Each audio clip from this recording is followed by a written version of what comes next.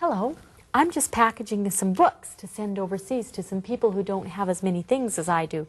And I just put a note inside this book because this is one of my favorite books and I had extras of it, and so I'm sending my extra one, and I just thought whoever gets it, this note will make it seem more personal and I'd like to be their friend, and so I put my address on the note too.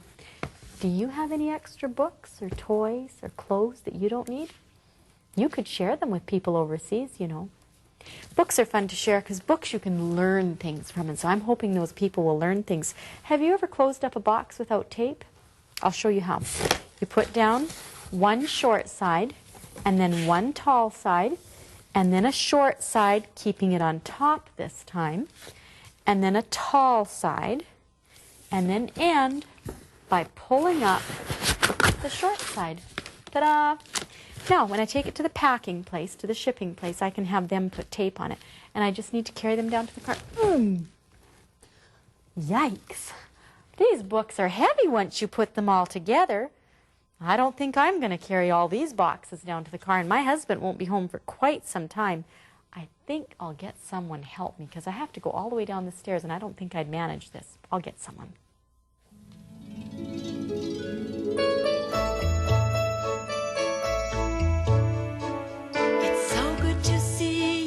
Again. Come up for a visit, my friend. There's so much to do, I have so many things planned for you. We'll laugh and we'll play, we'll sing and we'll pray. I'll tell you a story or two, and we'll be friends, you and I. Yes, you and I.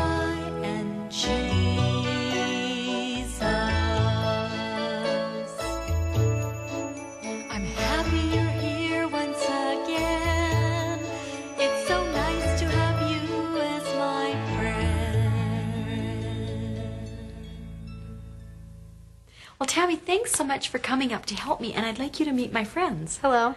And like I was telling you on the phone, I packed all these books individually, and they didn't seem heavy, but now I'm worried that if I pick up all these boxes by myself and carry them down the stairs that I might hurt my back. Do you have any good ideas? Well, we could carry them together. Okay, great. And we're just going to carry them all the way down the stairs together? That seems like it still might wear us out. Well, I brought something I think will help us. Really? Okay, so what do? Well, I've seen one of those before. It's a dolly. A dolly? Uh-huh.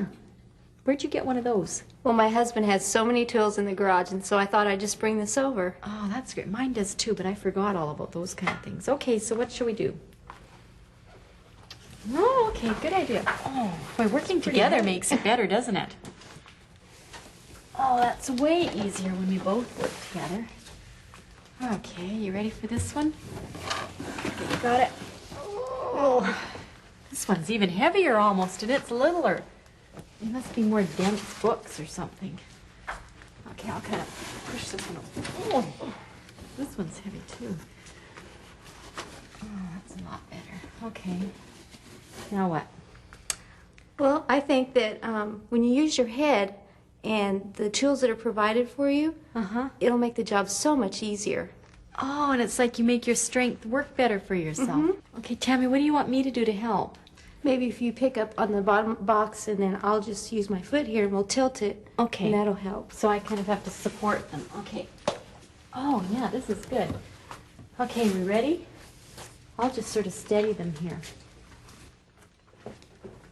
You know, when you use your head and think about getting good tools, like what Tammy did, then that really makes things easier, doesn't it? I think when I think about that, that reminds me of a lot of things. For instance, whoever built this table probably did some research to find out just how thick to make the legs and that support piece underneath and stuff. And even things like putting an engine back together or something, you know, you have to kind of learn things and know what you're doing to make it so that what you're doing works out well and strong. This, you know, the Bible even talks about that in Proverbs. In Proverbs chapter 24, verse 5, it says that a wise man has great power, And a man of knowledge increases strength. You know, if God says it, it must be true that using your head makes you stronger. You can be strong in muscles, lifting weights, strong in endurance to win the race. But a wise man knows the way it goes is smart, is strong.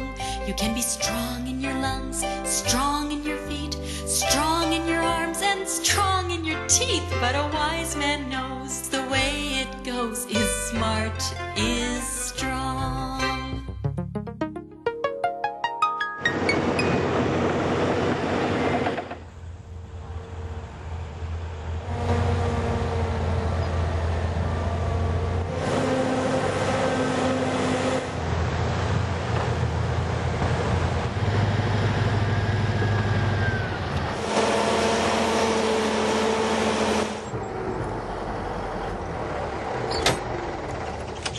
Well, Buzz, what is this big machine you have me up on anyways? Janice, this is a D9 bulldozer made by Caterpillar. Wow, it's big. It's a nice piece of machinery. I think you must like it, hey? 'Cause I enjoy my work. It's very good to Well, me. I can tell you do. What do you do with these big machines? We do a lot of subdivisions, homes, grading, roads, anything that has to move the earth and balance it and put it to grade. Oh, right, like getting the earth to the right smoothness so Right. that then they can lay the black top or the cement or And whatever. then build your home or whatever they're building. Well, that's a pretty important work, I'd say. I enjoy it. It's Yeah. been very interesting. That's great. Now, I noticed that it doesn't have tires like a car and it doesn't have a steering wheel. How do you do it? These have steering clutches that we move the track. This makes it, it goes left. This one here just go right. So this Make makes your it angle. go, moving these things makes it go right or left. Right, this makes it right or left. This here is our rippers that we have. The handle makes it go up and down. And where are the rippers? The rippers are located in the back of the tractor. Okay, okay. And that's what helps the tracks for the pulling power to rip the material, because some material is very hard, and you rip it up to pick it up the scrapers and move it. And what does that do? This runs the dozer. That's what they call it, a bulldozer. It's a dozer blade. Makes it go up and down, and it tilts. And this one has a slope board on it, so it has a little red trigger on it. You push the trigger, and then when it goes in, it makes the slope board go up and down. And Operates. what exactly do the rippers do again? The rippers rip the ground when it's really hard to penetrate the ground, when you work in the different material as rock and different things like that. Like getting it all chopped up so that... Right, to break it up Smoother. so that the scrapers can come in and pick it up and haul it away or whatever. And these big tracks instead of wheels, how do they work? What are they for? The tracks are basic for traction. So you could go up a steep You can steep climb hill or good for something. traction, go up a steep hill, good climbing and things like that. Do you ever get scared working like on a steep hill or something? Sometimes it gets pretty scary, but you try to take in safety into... And to me, this bulldozer looks so strong and everything, but do you have to do anything to keep it strong? Like check it or anything? Or? Yeah, we have mechanics around that to check these every morning before we go to work. They check them and then shut them off, and they check for your oil leaks. And So basically every day it gets checked over real thoroughly every day it's got to get checked over. It's an expensive piece of machinery in order to keep it strong and to working keep it well. keep it operating. Yeah, well that's great. And it seems like you enjoy your work. I enjoy my work. I've been doing it for 29 years. That's a and long it's, time. I enjoy it. Well, you know, I have a feeling that there are lots of children who would really like to drive a machinery like this when they get bigger. And I think that there must be something they could be doing right now to get ready for that. What are some of those things? Basically, is just watch for people working around you, because it's a big machinery, and safety is a thing that you really want to stress. And basically, that's it. And it's just enjoying your work. So if they practiced being happy and enjoying what they do now, then that'll help them Yes, for later? definitely. And I practicing enjoy it. safety and all the things that they Yes. do. Well, Buzz, thank you for taking me on your bulldozer. I've enjoyed this. I've enjoyed it too. Well, that's great. And you meet me in the attic because we have a great experiment to do. This is an experiment that you could try at home if you get someone to help you. You just need a regular beach ball and then a board and something heavy and some tubing like what you'd buy at a hardware store. Now what we're going to do is you're going to see how strong water can be. This block weighs at least 40 pounds, and to make it even more impressive, let's put Amy on top. And Amy weighs at least another 20 pounds, maybe even 25 pounds. Hang on tight, Amy. Okay, now Byron's going to climb up and start to pour in the water. This is called a hydraulic experiment. Hydraulics means movement with water. And what's going to happen is if you watch real carefully, you'll see the water is going to start coming through the funnel, down the tube. It's a plastic tube, and it's coming down and all the way around and into the beach ball, and it's filling up the beach ball and pushing on all parts of that board, and then that's what's lifting at least probably 65 to 70 pounds. See how it's gone up so far? And the higher you put your tube, then the more pressure you have to lift up heavy things. And so with just not that much water, you can lift up something heavy, and that's how big machinery runs, is on hydraulics. They have tubes going all through the machines, and then they go to cylinders that have pistons in them, and then the fluid goes through those tubes, and that's how they work. So now you know what hydraulics is. It's a big word, but it makes sense when you know about it, doesn't it? You know, the rules that God made to make our world work are really neat. Hey kids, if you love all the fun things you get to do with Janice and her friends, you'll flip over this. It's Janice's activity book. Loaded with fun, this book teaches scripture through mazes, puzzles, dot-to-dot games, coloring, and more. And the best part is, it's free! Let's take a look inside. The scripture on this page says, Jesus Christ is the same yesterday, today, and forever. Now, let's circle the pictures that are the same. That's right, you've got the idea. There are many more fun-filled activities in this book just waiting for you. By the way, did I mention it's free?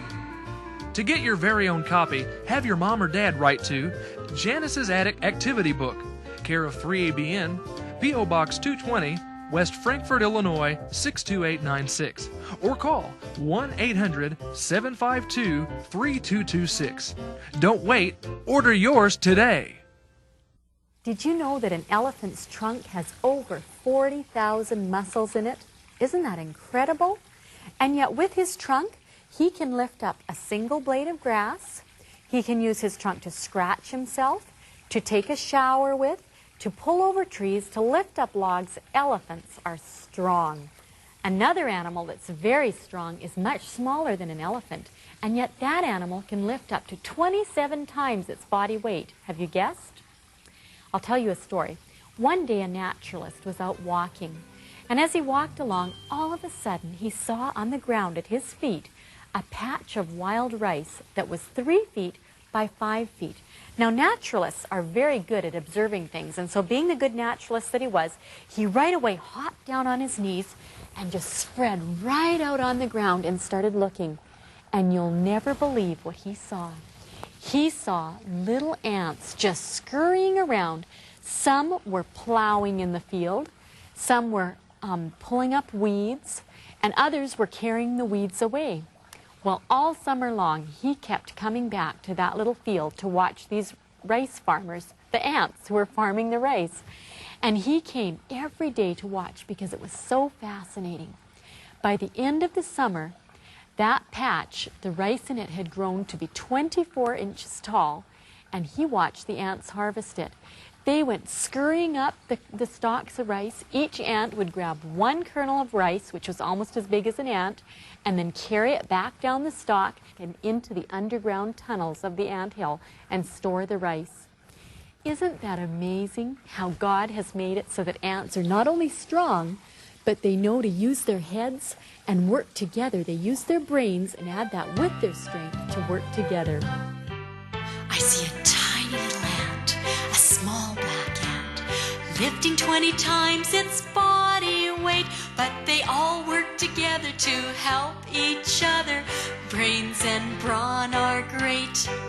I see a big elephant, a gray elephant, hauling logs and moving weights, and they all work together, taking care of each other. Brains and brawn are great. Ants and elephants, small and tall, stronger than all. Ants and elephants, stronger than them all.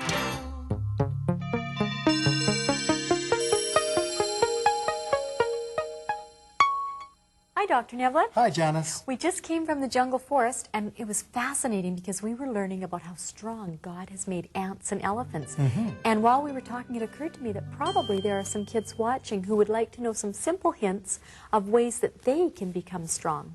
Okay, that sounds like a great idea. As a matter of fact, the first thing they ought to do is to get good nutrition. Is that good food? Oh, it is. That's right, vegetables Oranges? and Oh. our fruits. Okay. And we want to make sure we get a variety of them because they have in minerals and vitamins which our body needs in order to be strong. And I take it you want natural food. That's exactly correct. The second thing that they need to get is exercise. Exercise. Exercise with good shoes. Oh, And these shoes help us to get the kind of exercise that our body needs for our heart to be strong, for our muscles to grow, and even our bones to grow correctly. so just any kind of exercise. Exercise is fun. As long as you're having fun, that's the most important Okay. thing. The next thing that you want to get is enough sunshine or sunlight. That's easy. I love being in the sun. You see, the sunlight goes to our skin, and our skin makes vitamin D, which then goes to our bones and helps them to be nice and strong. Oh, so it's important besides fun. That's exactly right. But you don't want to get too much sun, Oh. because if you get too much sun, You that can need hurt your skin. Sunscreen, I take it. Sunscreen is very important, and a pair of shades. I have an idea. How about a hat? Would a hat help too? It certainly would. Do you like it? The next thing that we need is rest. Rest? Rest Why? with some nice pillows. These pillows will help us to, would you believe it, grow. You grow while you're sleeping? You grow while you're sleeping. That's very, very, very important. But you don't want to get too much rest. Oh. And that's where temperance comes in. Temperance, that's a big word. It's a balance. Balance. A balance between the two. We call that temperance. Okay, now is that just in rest and exercise or in everything? Anything, even a good thing, too much is not good for you. Temperance is balance. That's exactly correct. Everything we do. The next important thing for them to get is air. Air which fills our lungs with good air and oxygen that our bodies need in order to live. It even helps us to think real well. Very important that you have good air. The next thing that's important is water. Very good water, clean water. Oh, I love drinking water. Water that you drink is good for the inside of the body, and you also need water for the outside of your body as well. So both of those are important. The next thing, however, which I think is the most important thing, is found in the good book, the Bible. And it's found in Proverbs chapter 3, verses 5 and 6. And this is what it says: "Trust in the Lord with all your heart, and lean not on your own understanding. In all your ways acknowledge him, and he will direct your paths." Trusting in the Lord, I think, is the most important thing for us to do.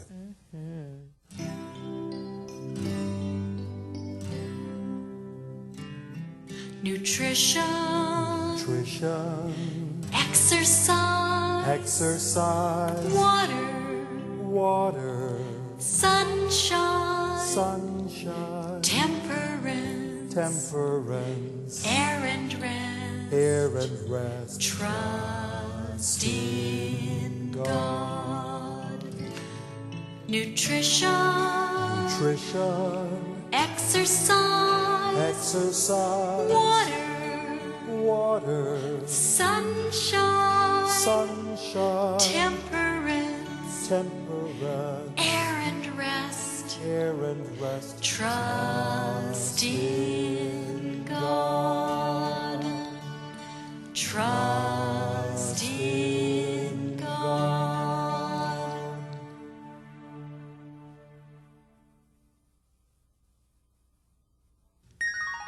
Did you know that one of the best ways to become a good friend of Jesus is by spending personal time with Him every day? Well, adults do that by praying and by reading their Bibles. But if you can't read, it's kind of hard, isn't it? Or maybe you just like listening to tapes.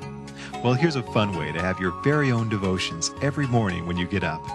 Janice has made these morning time devotions for her kids and for you, complete with songs, prayers, and stories. For more information, have your parents write to Morning Time Ministries, Box 208A, Kitwanga, that's Kitwanga,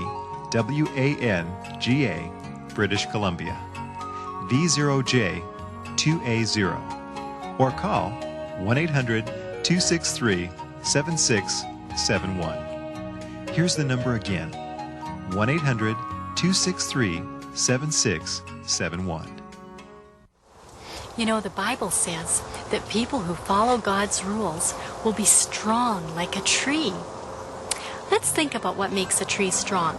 Well, the roots have to go down deep, and then they spread way out, and they gather water and minerals and take them up to the leaves. And then the leaves mix the water with the sunshine it's absorbed and the carbon dioxide and make sugar to give the tree energy to grow. What do you think would happen if the roots said, "Oh, we don't feel like sending water up to the leaves today"? And then if the leaves said, "Oh, we're too tired to make sugar for this tree to grow with"? Would the tree be able to grow? Of course not. The only way the tree can grow is by following the little plan that God has made for it to grow. That's how it is with you and with me. By following God's plans, God's rules, we'll be strong like this tree.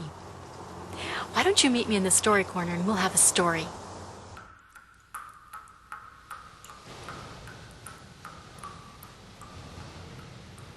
Are you ready for a story? Yes. Okay. Remember, in Longview Village, there have been some very mysterious but wonderful things happening, and nobody can figure out who's behind all these good deeds. Remember where we stopped? Roy was at Mrs. McIntyre's house trying to find who had fixed her table for her. And did he find out? No, he fell asleep. Well, now he's down at the end of the driveway and he's trying to decide which way to go. There were 4 paths that he could take. He could go down the road towards the village, or he could go up a rough little rocky path up the mountains, or he could go across on a side road toward the peat fields, or he could go across the fields in the direction of the cave. He made up his mind he was going to head towards the caves. Ooh, it was 1 o'clock in the morning by now. It must have been at least 30 minutes to get to the nearest police station, but he decided that he wasn't going to miss out on this, and so off he went. He had his flashlight and he just started running, and he was jumping over boulders, and in Scotland there's lots of little low stone walls here and there for, I guess, for the people's property lines, and he would jump over those, and he just ran and ran, and sometimes he'd get tired, but he would just keep running. And then all of a sudden, in the distance, one of the times when he flashed on his flashlight, he caught sight of a hazy figure way up ahead. And so he flipped off his flashlight and he kept on running just as fast as he could. And he kept going and going and going, and then he turned his flashlight again, and it looked like that person was even closer. It looked like he had caught up even more. And so he kept going and going, and he was just running and running and running. And then when he was just getting near, it was around the place where he remembered getting the clock spring. Remember when he found the rusty clock spring? It was right around there. Something caught his foot and he tripped and he went sprawling out on the ground. Well, as he was trying to gather himself together and get up again, he felt down by his foot, and what he had tripped on was kind of this piece of iron sticking up out of the ground. And he thought, in the middle of out here, what's that doing out here? And by the time he got himself up and turned his flashlight on again, he couldn't see anything or anybody. So he went a little bit further, but he decided that it was useless. He decided he wasn't going to be able to see them. So he turned around and he trudged home. Well, you know, he never got home till 3:30 in the morning, and he was exhausted. Well, he went to bed, and you can imagine that he didn't get up bright and early the next morning, did he? In fact, it was almost lunchtime before he got up. And when he got there, when he got up, he went down, you know, for lunch. And it was that around lunchtime that he heard the next news. Do you remember the widow who had been given the crackers and stuff by her bedside? Well, the mystic workers came to her bedside again. And this time, they brought her bread again, and crackers, and the herring fish. But this time, they added a 1/4 pound of cocoa. And so Roy decided this time he was going to be a smart detective. And so he went straight over there and he said to her, he said, I'd like to see what came. And she said, well, she said, I've already eaten the fish and I've started to eat the bread. And he said, well, I'm most interested in seeing the package that the crackers came in and the package that the cocoa came in. And so he got a good look at both of those. And then he went back to his uncle's store and he said, Uncle, do you sell crackers like such and such, and do you sell cocoa like this kind? And his uncle said, well, yeah. And Roy said, have you sold any of that to anybody lately? And his uncle said, well, you know, as a matter of fact, I have, but why, I sell that kind to so many people. How could I remember which person I sold it to? Well, that made Roy make up his mind. He didn't feel like he was getting anywhere, and so he decided that he was going to get up the courage, even though his friends didn't think it was a good idea. He decided to get up the courage to go and check the cave himself. So he spent all the rest of that day and part of the next day going around to different villagers and asking them everything that they knew about the cave. He wanted them to tell him just what it looked like inside, and then he'd listen and he'd draw little diagrams from just what they said. And he was getting all of these together when all of a sudden, it was later that evening, that old Corky came along. And do you know what old Corky said? I saw somebody in front of the cave. Can you imagine that? And then it was that same evening that Peter MacDonald came home and he said, I heard banging in the cave again. Roy knew he needed to go see. And next time I'll tell you how he did it. Did you catch what the mystery word was yet? The mystery word's an important one because it makes you strong. 8 doctors. Now you see if you can remember what all those 8 doctors are this week and see if you can use all of them, okay? See you next time.